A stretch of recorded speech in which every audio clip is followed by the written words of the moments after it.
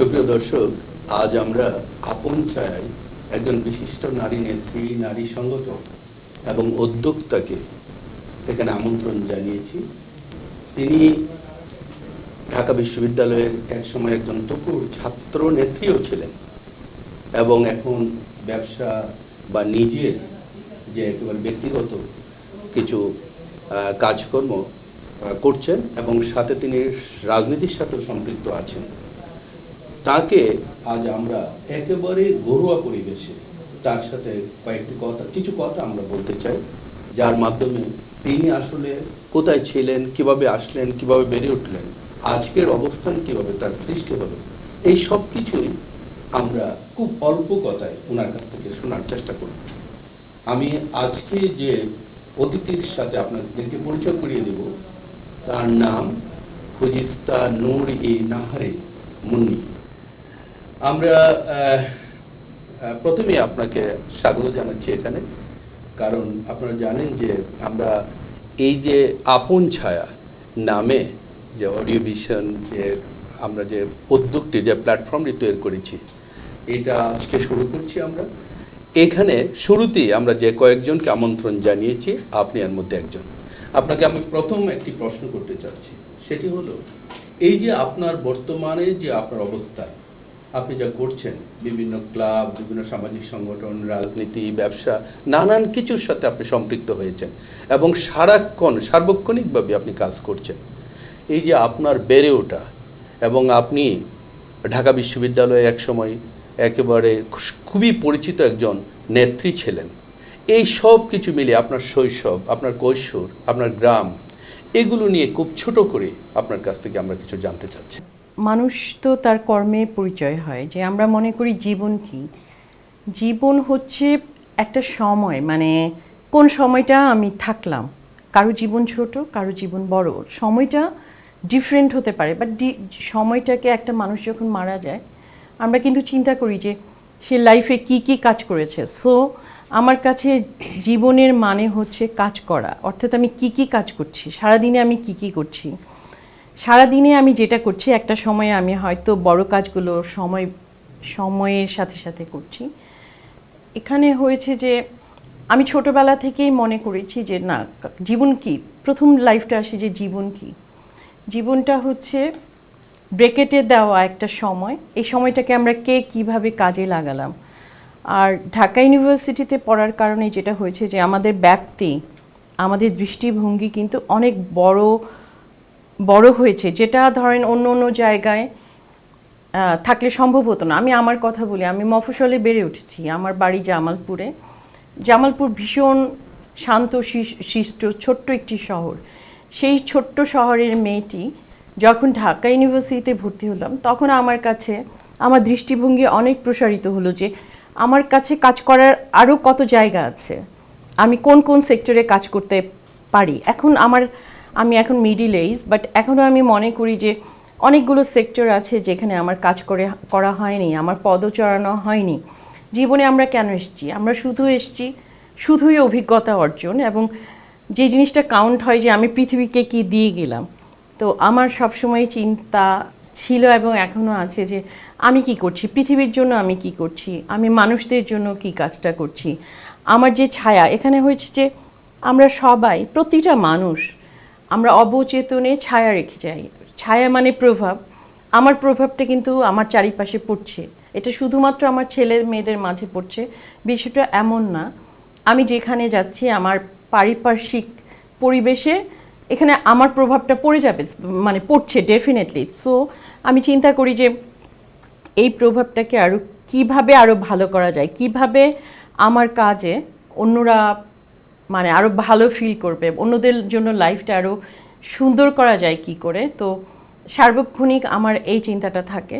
তো এই চিন্তা থেকেই কিন্তু আসলে কাজের উৎপত্তি। আমি যত কাজই করেছি লাইফে, যেমন ধরেন সেটা অর্থনৈতিক হোক, সামাজিক হোক, কিংবা আমি লেখালেখির কাজও করি, আপনি জানেন, লেখালেখি হোক কিংবা সমাজ সেবা হোক, সব কিছু, প্রতিটা কাজের পেছনে আমার একটা উদ্দেশ্য থাকে, সেটা হচ্ছে মানুষের মঙ্গল।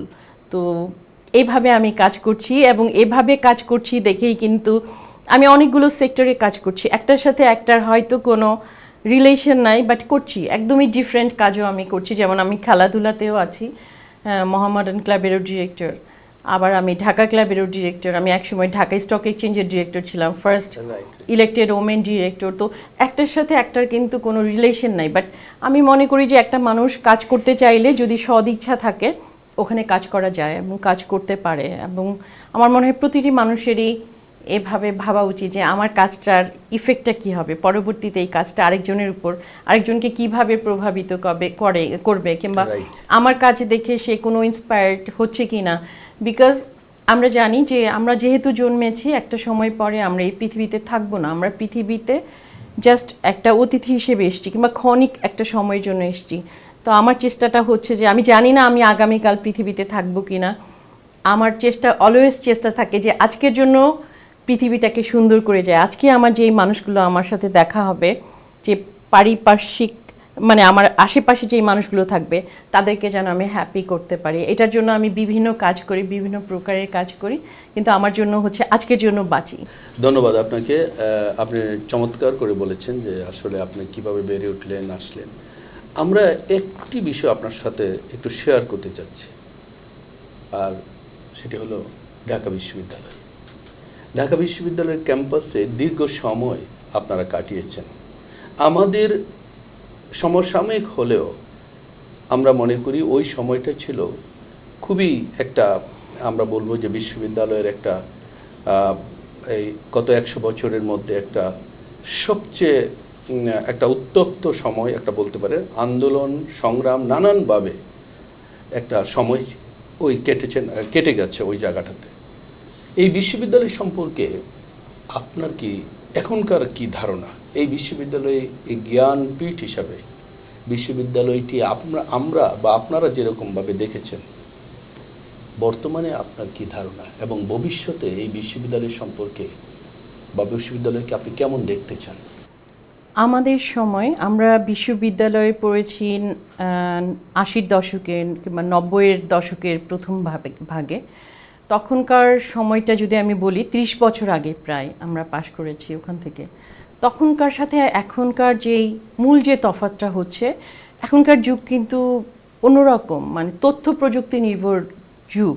হ্যাঁ, আমরা আমাদের দেশকে শুধুমাত্র একটা গণ্ডিবদ্ধ করলে হবে না। আমাদের মানে যে সন্তানেরা বেড়ে উঠছে, কিন্তু বিশ্বের একটা টোটাল একটা বিশ্বে কি হচ্ছে না হচ্ছে আন্তর্জাতিক পরিমণ্ডলে। কারণ আপনার আমেরিকায় কি হচ্ছে ওরা কিন্তু জেনে যাচ্ছে, এবং ওদের আপনি চিন্তা চেতনা যদি দেখেন, সেই চিন্তা চেতনা কিন্তু ওরা যুক্তিতর্ক এভরিথিং কিন্তু ওরা কম্পেয়ার করে মানে আন্তর্জাতিক হিসেবে, মানে আন্তর্জাতিক মানের। হ্যাঁ, সো বাচ্চাদের চিন্তা চেতনা যতখানি বেড়েছে, আমাদের কর্ম গ্লোবাল বিশ্বে মানে একটা গ্লোবালাইজেশন হয়েছে পৃথিবীতে। তো এই বিশ্বায়নের যুগে আমাদের সন্তানরা যেভাবে চিন্তা করে, আমি মনে করি যে আমরা ওদেরকে ওইভাবে, টিচাররা ওইভাবে চেঞ্জ হয় না। এবং পাঠ্যপুস্তকও যদি বলেন, আমার মনে হয় এগুলোতে আমাদের টোটাল পড়াশোনা কিংবা সাংস্কৃতিক পরিবেশ পরিমণ্ডল ওইভাবে কিন্তু হচ্ছে না। আমি যেটা বলতে চাচ্ছি, আমি যেটা মনে করি যে আমাদের সন্তানদের গ্রোথ যেভাবে হচ্ছে গ্লোবালাইজেশনের কারণে, আমাদের টিচারদের গ্রোথ কিন্তু ওইভাবে হয় নাই এবং পড়াশোনার মান অতখানি উন্নত হয় নাই। আপনি যদি এখনকার সাথে তুলনা করেন, আমি কিছু পজিটিভ মনে করি এখনকার বাচ্চাদেরকে। আমরা একটা কথা বলতেও টিচারদের সাথে আমাদের এরকম বন্ধুত্বপূর্ণ সম্পর্ক ছিল না। এখনকার বাচ্চারা যেভাবে কথা বলে, আমি সত্যিই মুগ্ধ ওদের কথা শুনে। আমি আমারটা বলবো যে আমি মুগ্ধ হই যে ওরা এত সুন্দর স্পষ্ট ভাষায় কথা বলতে পারে, এবং আমি শিখি অনেক কিছু, আমি শিখি যেই গুণগুলো আমাদের সময় ছিল না। কিন্তু আমাদের সন্তানেরা অনেক বেশি আগানো আমাদের থেকে, অনেক বেশি স্মার্ট, এবং সেই ওদের তুলনায় ঢাকা বিশ্ববিদ্যালয় কিংবা অন্য জায়গাগুলো আমি জানি না, আমার মনে হয় যে এতটা প্রস্তুত না এদেরকে অ্যাডপ্ট করার জন্য, গ্রহণ করার জন্য। আমার মনে হয় টিচারদের আরও বেশি নিজেদেরকে এই সময়ের সাথে সাথে আসলে শিখতে হয়, প্রতিটা মানুষকে শিখতে হয়। বয়স যতই হোক, আপনি যদি ইয়াং জেনারেশনের সাথে অ্যাডজাস্ট করতে চান, বাবা মাকে যেমন শিখতে হবে, টিচারদেরকেও শিখতে হবে, এবং তাদের সব কিছুকেই পরিবর্তন আনতে হবে। শুধুমাত্র আমাদের না হলে হয় কি, এই যে জেনারেশন গ্যাপ রয়ে যায়। তো আমার মনে হয় যে গ্লোবালাইজেশনের কারণে জেনারেশন গ্যাপটা অনেক বেশি। হ্যাঁ, আচ্ছা, একটা বিষয় আজকাল খুবই সব জায়গাতেই বিতর্ক হচ্ছে, আলোচনা হচ্ছে, আপনি তো অবশ্যই আপনার নজরে আসছে, পত্রপত্রিকাও আসছে, সামাজিক যোগাযোগ মাধ্যমে তো প্রতিদিনই দেখছি, এই যে ঢাকা বিশ্ববিদ্যালয়, যাকে আমরা প্রাচ্যের অক্সফোর্ড বলতাম এবং সবাই বলতো একটা সময়, সারা দুনিয়াতে একটা ব্যাপক পরিচিতি ছিল। এই এখনকার সময়ে যখন আমাদের খুব কষ্ট লাগে যখন দেখি এশিয়ার কোনো 100 ইউনিভার্সিটির মধ্যে ঢাকা বিশ্ববিদ্যালয় নেই, সাউথ ইস্ট এশিয়ারও 100 বিশ্ববিদ্যালয়ের মধ্যে ঢাকা বিশ্ববিদ্যালয় নেই, ইভেন একেবারে সাবকন্টিনেন্টের মধ্যেও আমরা একেবারে আমাদের বিশ্ববিদ্যালয় মার্জিনালাইজড, একেবারে প্রান্তে গিয়ে পৌঁছেছে। এর উত্তরণের কি কোনো চিন্তা আপনার আছে? আপনি বিজ্ঞান পড়েছেন, আপনি জানেন যে কত দামি শিক্ষক ওই সময়টাই ছিল, সারা দুনিয়াতে তাদের একটা পরিচিতি ছিল, এরকম শিক্ষকও ঢাকা বিশ্ববিদ্যালয়ে ছিল। এইটা নিয়ে আপনার কোনো পরামর্শ আছে কি? দুঃখজনক হলেও সত্যি, আপনি যে কথাগুলো বলছেন দুঃখজনক হলেও এই কথাগুলোই আসলে সত্যি, যে আমরা যেটাকে প্রাচ্যের অক্সফোর্ড বলে গর্ব অনুভব করতাম, এখন আমরা গর্বিত হই যে আমরা ঢাকা বিশ্ববিদ্যালয়ের ছাত্রী ছিলাম এক সময়ে, কিংবা ছাত্রী, এটা বলতে আমরা গর্ববোধ করি। কিন্তু দুঃখজনক হলেও সত্য যে মানে এটা কোনো একটা বিশ্বের যে র্যাঙ্কিং হয় ওই র্যাঙ্কিংয়ের মধ্যে নেই, কিংবা এশিয়ার মধ্যেও নেই। এটার অনেকগুলো কারণ আছে, কারণ অনেকগুলো ক্যাটাগরির ভিত্তিতে কিন্তু এই র্যাঙ্কিংটা হয়। তো আমাদের ঢাকা বিশ্ববিদ্যালয়ের পিছিয়ে থাকার একটা কারণ হচ্ছে গবেষণা। আমাদের গবেষণাগুলো ওইভাবে নাই, আমাদের যে গবেষণার পত্রগুলো যেভাবে বের হওয়ার কথা, আমি জানি না যে কেন হচ্ছে না। তারা কি টাকা পয়সা পাচ্ছে না, না কি, কেন গবেষণা হচ্ছে না? সবখানে আপনার গবেষণা হতে হবে, তাদের পার্টিসিপেট করতে হবে বিভিন্ন ইন্টারন্যাশনাল সেমিনারগুলোতে, তাদের ভিউজ, রিক্রুটমেন্টের ব্যাপারটাও। হ্যাঁ না, আমি মানে ভিউজ এক্সচেঞ্জ হতে হবে। রিক্রুটমেন্ট অবশ্যই তো বিশ্বমানের রিক্রুটমেন্ট হতে হবে। এখানে অনেক দেখা যায় যে স্বজনপ্রীতি করি আমরা রিক্রুটমেন্টের ক্ষেত্রে, যে টিচার নিয়োগ আমরা আগে জানতাম যে ক্লাসে ফার্স্ট হবে, ফার্স্ট ক্লাস ফার্স্ট হবে, কিংবা ফার্স্ট ক্লাস সেকেন্ড হবে, তারা পিএইচডি ডিগ্রি অর্জনের পরে এখানে চান্স পাবে কিংবা এরকম হবে। কিন্তু স্বজনপ্রীতির কারণে কোথাও না কোথাও আমার মনে হয় এই জায়গাগুলোতে ওইভাবে আর নাই। আমাদের আত্মীয় স্বজনরা ঢুকে যাচ্ছে, যা মানে পাওয়ারটাকে অনেক মানে অন্য জিনিসগুলো, মানে ক্যাপাসিটি কিংবা কোয়ালিটির থেকে অন্য জিনিসগুলো এখানে প্রাধান্য পাচ্ছে, যে কার সাথে যোগাযোগ বেশি, কার সাথে কি, অনেকগুলো কাহিনী কিংবা রাজনৈতিক অনেকগুলো কাহিনীর কারণে এই জিনিসগুলো ওইভাবে হচ্ছে না, যার কারণে র্যাঙ্কিং এ নেই, পিছিয়ে পড়েছে। আপনার যুক্তি আছে কথাতে। আমি আরেকটি বিষয় আপনাকে শেষ করব, আমাদের সময় প্রায় শেষ। এটা হলো, আপনি লেখালেখি করছেন অনেক দিন, আমি লক্ষ্য করেছি বাংলাদেশ প্রতিদিন বা এই জাতীয় দৈনিকগুলোতে মাঝে মধ্যে আপনি কলাম লিখছেন, এই পুরো নামটাই আপনি ব্যবহার করছেন, খজিস্তা নৌরি নাহারিন মুন্নি, পুরো নাম। আপনার কি কোনো প্রকাশনা আছে যা ইতিমধ্যে বের হয়েছে বাজারে বা এরকম, বা আপনি এরকম কোনো ইচ্ছা আছে কিনা যে আপনি? না, ছোট্ট একটা প্রকাশনা আমার বের হয়েছে। এটা আমি আসলে, আপনি জানেন যে আমি ক্যান্সার সার্ভাইভার, আপনি এটা হয়তো বলছেন না, ইচ্ছা করেই হয়তো বলছেন না, ভদ্রভাবে এড়িয়ে যাচ্ছেন। বাট আমি মনে করি অসুখ কোনো লজ্জার কোনো বিষয় না, এটা যে কারো যে কোনো সময় হতে পারে। তো আমার যখন অসুখ হলো, আমার যখন ক্যান্সার আক্রান্ত হলাম, ক্যান্সার শুনলে প্রথম যে জিনিসটা মনে হয় যে আমি বোধহয় এই পৃথিবীতে থাকবো না। দেন আমার সবসময় মাথায় যে এই কাজটা করে যে আমি তো থাকবো না, তাহলে ভালো কিছু জিনিস রেখে যাই যে যাতে অন্য মানুষদের কাজে লাগে। দেন আমি আমার জীবনী লেখা শুরু করলাম।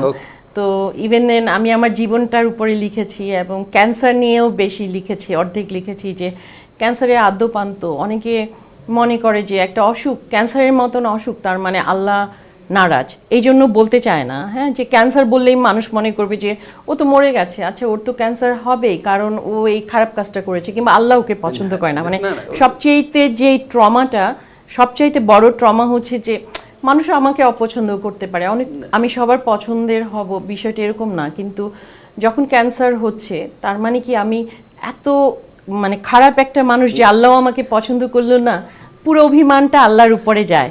তো এই জায়গাগুলো আমি আসলে এইটা আমরা করার চেষ্টা এভাবে আমরা করেছি। করছি না। হ্যাঁ। আমি বলছিলাম যে না, আমি সুখবর দেওয়ার চেষ্টা করেছি যে না, বিষয়টা ঠিক আছে। এমন না।